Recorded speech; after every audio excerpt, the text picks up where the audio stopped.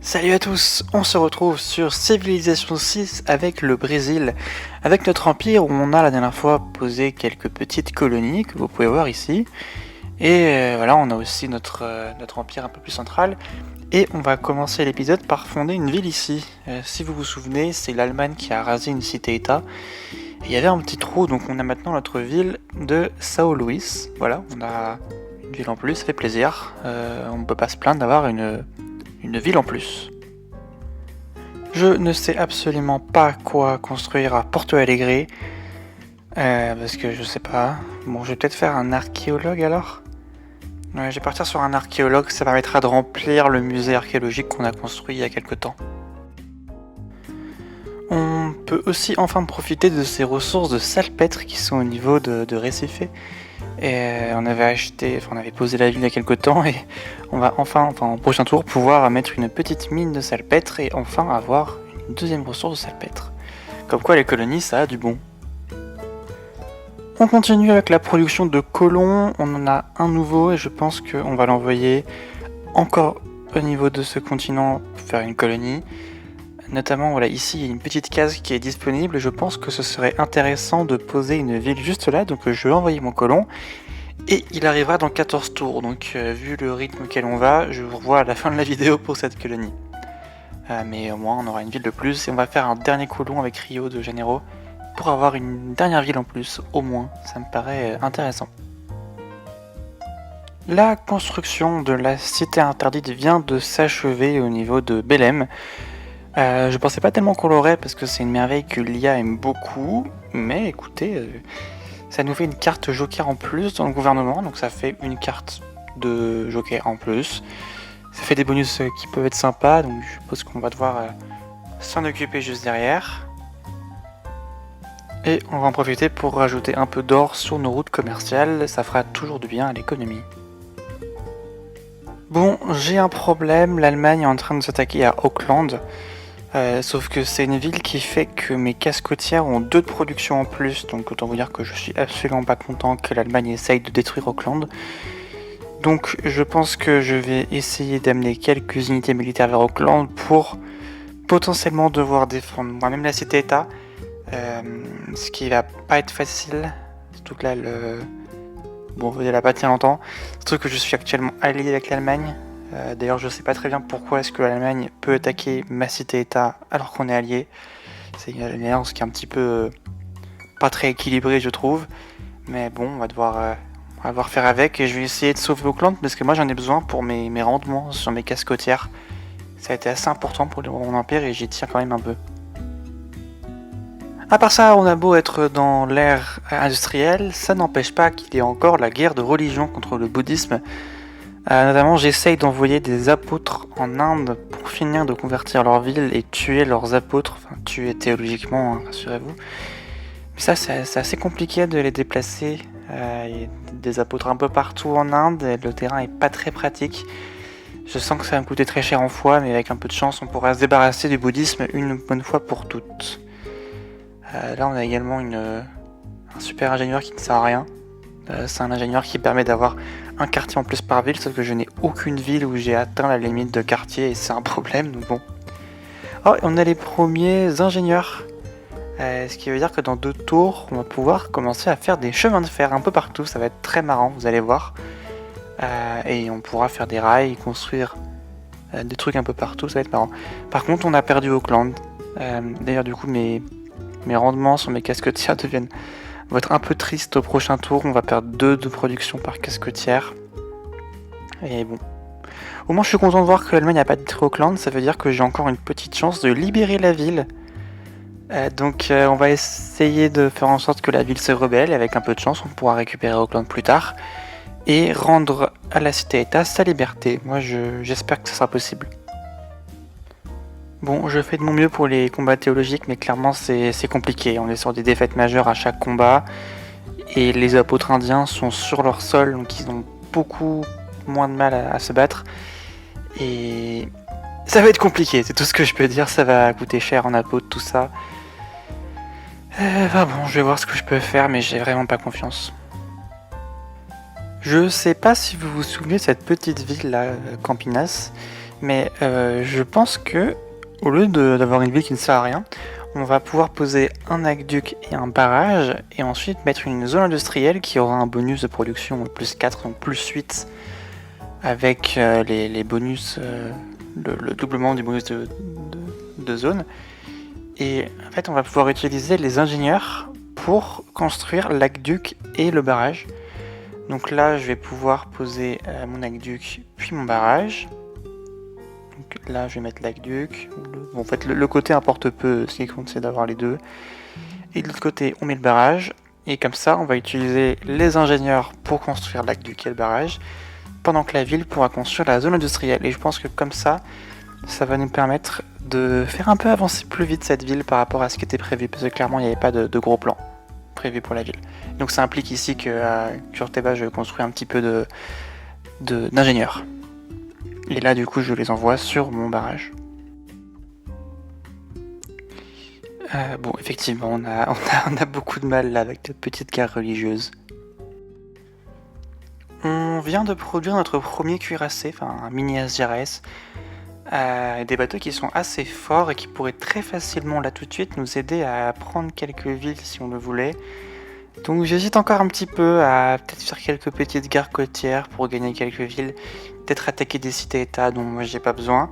Je vais réfléchir à cette possibilité et puis on verra bien ce qu'on fait avec ça. Par contre là au niveau religieux je suis mal en fait, mes apôtres sont un petit peu coincés, enfin mon apôtre parce que j'ai perdu le deuxième. Je pense que je vais devoir acheter pas mal d'apôtres. D'ailleurs, je vais commencer tout de suite par en acheter 2. Et après, il en faudra certainement un peu plus pour pouvoir se combattre. Je vous montre une petite astuce. Pour utiliser l'ingénieur illustre ici pour améliorer le barrage, il faut d'abord mettre le barrage dans le truc en cours de production. Et ensuite, je remets la zone industrielle pour qu'elle soit construite pendant le reste du tour. Et ça me permet comme ça d'utiliser uniquement l'ingénieur pour construire le barrage et de ne pas toucher à la production de la ville qui va que vers la zone industrielle. Donc ça, tout ira plus vite comme ça. On fonde une dernière ville juste ici. Alors on est encore sur le continent de base, mais c'est juste que ça commençait à s'éloigner un petit peu de ma capitale. Mais au moins on a une ville en plus et ça nous fera sûrement un petit campus en plus d'ici la fin de la partie. C'est pas une ville normale, mais en même temps c'était un colon qui m'a pris 4 tours à faire dans la capitale, et en échange j'aurai un campus, un port et un peu de production, un peu de tout. Donc je pense que ça reste très positif. Puis bon, c'est qu'un campus plus 2, mais ça fait quand même ça, et puis quand vous rajoutez les bibliothèques, les universités, les labos de recherche et tout, ça fait un potentiel de science qui est très élevé pour une ville que je viens de fonder quand même. Au moins la guerre religieuse avance un petit peu. Il n'y a plus qu'une seule ville qui suit l'hindouisme, enfin en Inde en tout cas, et j'arrive à imposer à peu près le parallélisme. J'ai des nouveaux apôtres qui sont prêts à venir se battre. Là j'ai 4 apôtres pour aller affronter les apôtres indiens, et j'espère qu'on va pouvoir les détruire. Parce qu'une fois qu'on aura détruit les apôtres et qu'aucune ville ne sera sous la religion hindoue, tout simplement on aura gagné, il n'y aura plus jamais d'hindouisme sur cette map, sur cette partie, donc tout sera beaucoup plus simple et j'aurai juste à me débarrasser de mes apôtres et j'aurai l'assurance que ma religion, le parallélisme, règne sur ce continent. Oh, et j'avais que ça à faire, du coup je me suis permis de construire le temple d'Artémis en 2 tours dans ma capitale. En même temps, personne ne l'a construit depuis le début de la partie, donc je me suis fait plaisir. En parlant de merveille, j'étais en train de regarder ce que je peux faire dans ma capitale et je viens de me rendre compte que je peux construire le canal de Panama.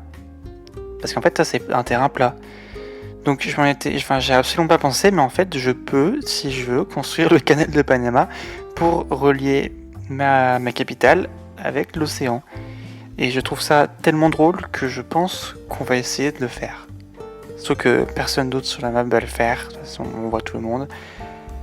On va le faire, voilà, c'est extrêmement drôle, il faudra 10 tours pour le faire, ça ne servira à rien, mais au moins on pourra relier notre ville à l'océan et je trouve ça extrêmement drôle. Alors, et sinon on a enfin un archéologue qui vient d'être produit, donc il va aller nous chercher les petites reliques brésiliennes. Là j'ai 3 petits sites archéologiques sur mon territoire et ça sera sympa, vous allez voir. Bon, ici je construis un campus supplémentaire. Je vais faire un campus ici aussi. Et puis quand je sais absolument plus quoi faire avec mes villes, je vais juste faire des subventions pour le campus. Donc je remplis la file d'attente avec ça, et puis la ville maintenant ne fera plus que de la science et plus rien d'autre. Ce qui devrait nous aider à atteindre un niveau de science suffisant pour atteindre des technologies de fin de partie assez rapidement, je pense. Je viens de me rendre compte qu'au niveau de mon petit plan pour faire une petite ville un peu plus productive, je peux rajouter une autre zone industrielle de la ville qui est juste à côté, natale. Donc je peux aussi lui mettre une zone industrielle qui aura un joli bonus. Et la ville là peut aussi faire un aqueduc. Donc en fait, ça me permet d'avoir une vraie petite zone industrielle entre Natal et Campesinas. Et c'est très sympathique, je trouve. J'ai un colon qui est prêt à fonder une ville ici, sauf que il manque ma carte qui augmente le nombre de charges de bâtisseurs. Donc laissez-moi juste la mettre. Voilà. Et comme ça, maintenant, si au tour suivant on fonde une ville, on a un meilleur bâtisseur avec nous. Donc voilà, il a fait les petites tortues, et comme ça, on peut développer de la ville un peu plus rapidement. Bon, alors pour vous rassurer, notre guerre religieuse se passe bien. Là, on est en train d'encercler Delhi avec nos apôtres, et je pense qu'on va pouvoir notamment tuer l'apôtre qui est juste ici. Donc il va falloir le bon choix d'apôtres, parce que j'en ai qui sont plus forts que d'autres. Puis il y a aussi les histoires de bonus de proximité. Et là, vous voyez, avec cet apôtre, lui, puis le deuxième, je pense qu'il y a assez pour battre. Ou pas. Bon, on prendra pas le risque, on essaiera au prochain tour. Mais moi, on a fait pas mal de dégâts à l'apôtre hindou qui est à gauche de Delhi. Et on sera bientôt au bout de cette guerre religieuse. Ayez confiance en moi. Sinon, absolument rien à voir, mais j'ai pris la décision d'utiliser mon armée navale pour attaquer le Vatican et prendre la ville. Parce que la cité-état ne me sert absolument à rien, et je pense que je préférerais avoir la ville pour moi-même, d'autant plus que ça sert un peu de passage au niveau de la mer intérieure au continent ici. Donc j'aimerais beaucoup que la ville soit à moi, et pour résoudre ce problème, je vais juste la capturer. De toute façon, avec des cuirassés, c'est extrêmement simple de capturer des villes. Il suffit de les matraquer pendant quelques tours et puis elles n'arrivent pas à se défendre. Donc ce sera très simple.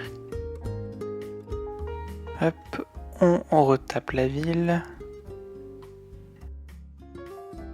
Bon, apparemment j'ai une promotion sur mon bateau. On va passer un peu à autre chose aussi. Je vais faire ça en parallèle du reste. On arrive au bout, on est en train d'éliminer les apôtres indiens, ça avance bien, ça veut dire ça. Plus là vous voyez j'ai 4 apôtres contre un seul, autant vous dire qu'il est mal barré. Je suis content. Là pour tuer l'apôtre on a juste à l'encercler, et je pense qu'en 2 coups ça va être bon. Voilà, là on le défonce bien clairement. Et ça suffit en fait, voilà, on s'est débarrassé de cet apôtre là. Je pense qu'il reste encore un apôtre indien qui traîne au sud. Mais globalement, on a gagné cette guerre religieuse. On va avoir imposé notre religion sur notre continent. Et en vrai, on aurait pu essayer d'imposer aussi sur l'autre continent pour gagner le jeu comme ça. Mais ce sera plus marrant de plutôt faire une victoire scientifique, je pense. Bon, puis on repasse à l'offensive contre le Vatican. Et on se débarrasse enfin vraiment du dernier apôtre indien. Donc je peux vous confirmer, on a définitivement gagné la guerre religieuse. Regardez-moi cette merveille. On a réussi à construire le canal du Panama pour relier Rio avec l'océan. Moi je trouve ça absolument magnifique et extrêmement drôle qu'on ait réussi à faire ça. Voilà, c'était absolument pas prévu, mais bon, vous savez que j'adore construire des merveilles, c'est toujours marrant à faire. Bon, et là vous voyez, ce qu'on fait, c'est que dans toutes les colonies, en fait, on construit des campus. Même si les bonus de proximité sont pas dingues, ça fait quand même pas mal de science, et vu qu'on a pas mal de colonies, ça va nous aider à atteindre très vite les victoires scientifiques. On est également bon avec le Vatican, puisque, voilà, c'est bon, on a pris la ville, ça nous fait une ville en plus au niveau de nos colonies. Donc voilà, c'est tout à fait sympathique. Et vous voyez ici on utilise les bâtisseurs pour produire le campus plus rapidement. Et ensuite, on peut soit construire, soit acheter les bâtiments du campus. Là, on va devoir le construire parce qu'on n'a pas d'argent, mais après, à l'université, on pourra l'acheter directement pour encore augmenter la quantité de sciences qu'on a. Puis, au niveau du Vatican, bon, on va peut-être refaire un peu d'infrastructure de base avant de construire autre chose, mais pareil, on fera un campus là-bas plus tard. Bon, pour ceux qui aiment les avions, on a une ressource d'aluminium sur le territoire, donc ça suffira pour faire quelques avions, donc on va s'amuser.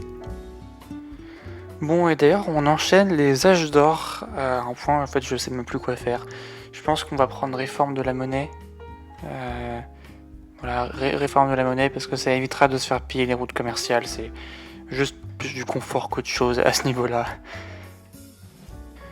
Par contre, regardez ces routes commerciales absolument monstrueuses. 34 d'or, et ça c'est en plus des 3 de science, 1 de culture, 1 de foi, 1 de nourriture, 2 de production grâce à l'Alliance. 34 d'or, c'est vraiment énorme pour des routes commerciales, et donc aucun doute que je vais faire ça comme chemin. Si vous vous souvenez d'Auckland, la ville est actuellement en train de se faire rebeller. Donc j'ai une petite chance de pouvoir la libérer bientôt, donc c'est une bonne nouvelle. Moi personnellement je trouve ça extrêmement drôle, mais sachez qu'il y a une ville américaine qui est donc sur son propre continent et qui est en train de se rebeller à cause du poids de mes colonies. Moi je trouve ça extrêmement drôle, et au moins si on peut récupérer la ville, c'est gratuit. Le congrès mondial, bah écoutez, on va essayer de favoriser notre type de gouvernement. On a pas mal de choses à faire d'ailleurs. Ce serait quand même bien si on pouvait avoir 2 fois plus de production dans les campus, parce que vu le nombre de campus qu'on a, ce serait clairement top. Puis ensuite, ouais, c'est intéressant parce que je suis sûr de le gagner. Et il faut choisir qui va gagner des points de victoire diplomatique. Donc je vais voter pour moi. Même si je sais qu'il y aura une IA qui sera assez malade pour mettre tous ses points là-dessus et qu'il n'y a aucune chance. Donc bon, je me vote par principe au cas où, mais ça ne devrait pas passer. Et effectivement, j'ai juste réussi à faire en sorte que la production soit doublée dans les campus. Et en plus, on a l'expo universelle, donc moi ça me va, je suis content de ce congrès mondial. D'ailleurs, on commence à faire des petites lignes de chemin de fer, donc ça va être assez drôle, je pense. Au niveau scientifique, maintenant, on va bientôt débloquer les fusées, ce qui permettra de construire les spatioports et ensuite de gagner la partie tout simplement. Donc voilà, on va rechercher les fusées, puis toutes les technologies à cet endroit-là. Et je suis content quand même qu'on soit arrivé à ce point-là. Ça veut dire qu'on devrait pouvoir bientôt finir cette partie et la gagner en un nombre de tours qui devrait rester quand même raisonnable et il ne devrait pas être trop long. Hop, et on produit un peu de pétrole. Bon, la ville d'Auckland vient de déclarer son indépendance, ça veut dire que je vais très bientôt pouvoir essayer de la capturer et de faire revivre la cité-état. Donc je suis content, ça a fini mieux que ce que je pensais quand l'Allemagne a au début a attaqué la cité-état au premier moment. Bon, je souffre de tornade, mais il va falloir qu'on finisse cette vidéo. Je vous remercie de l'avoir regardé, surtout qu'on vient de débloquer la technologie des fusées avec les spatioforts. Ce qui veut dire que dans le prochain épisode, on va pouvoir commencer la course à l'espace et peut-être finir la partie. Voilà, donc je vous remercie d'avoir regardé cette vidéo jusqu'au bout. Je vous retrouve dans la prochaine. A plus, je vous aime, vous êtes les meilleurs, vous êtes super géniaux.